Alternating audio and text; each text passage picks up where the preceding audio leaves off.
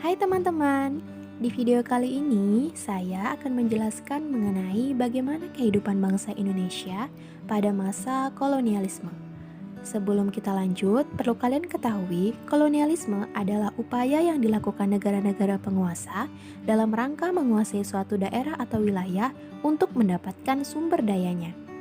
Nah, Indonesia merupakan salah satu negara yang kaya akan sumber daya alamnya.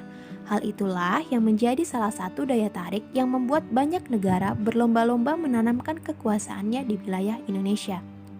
Selain itu, wilayah Indonesia juga berada pada jalur perdagangan internasional, sehingga banyak pedagang dari berbagai penjuru dunia singgah untuk melakukan aktivitas perdagangan di wilayah Indonesia.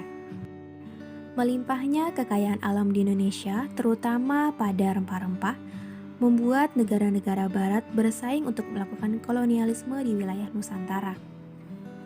Kehidupan rakyat Indonesia pada masa pemerintahan kolonial begitu memprihatinkan. Bagaimana tidak, kebijakan demi kebijakan yang mereka tetapkan hanya menguntungkan mereka saja.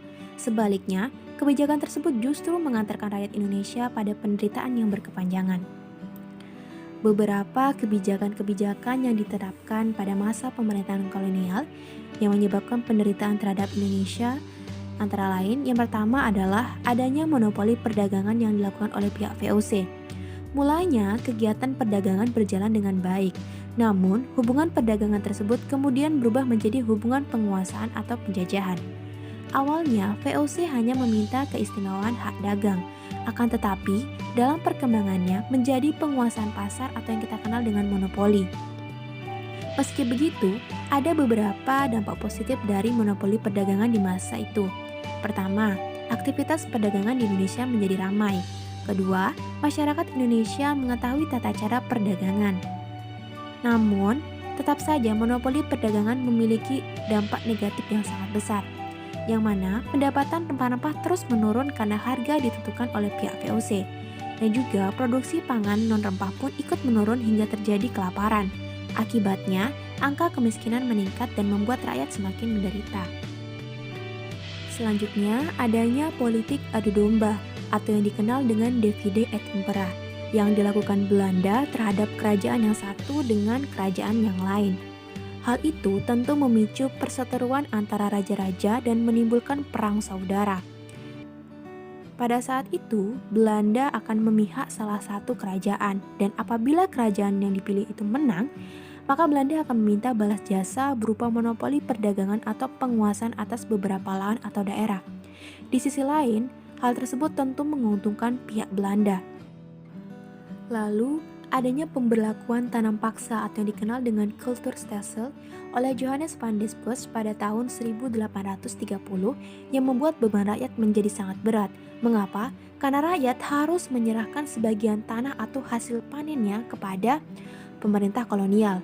Kemudian, mereka juga harus mengikuti kerja rodi serta membayar pajak. Sawah ladang menjadi terbengkalai karena diwajibkan kerja rodi yang berkepanjangan sehingga penghasilan pun menurun drastis.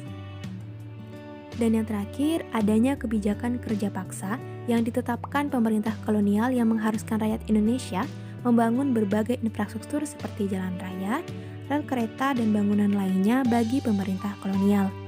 Rakyat Indonesia bekerja tanpa fasilitas yang memadai dan tidak memperoleh penghasilan yang layak. Para pekerja rodi juga tidak diperhatikan asupan makanannya dan melakukan pekerjaan di luar batas-batas kemanusiaan. Salah satu bentuk kerja paksa yang diterapkan pada masa pemerintahan kolonial Belanda adalah pembangunan jalan dari Anyer sampai dengan Panarukan, yang panjangnya mencapai lebih dari 1000 km. Itulah sekilas mengenai kehidupan rakyat Indonesia pada masa pemerintahan kolonial dengan segala kebijakan-kebijakannya untuk menguasai wilayah Indonesia, yang menyebabkan rakyat Indonesia harus mengalami penderitaan selama bertahun-tahun.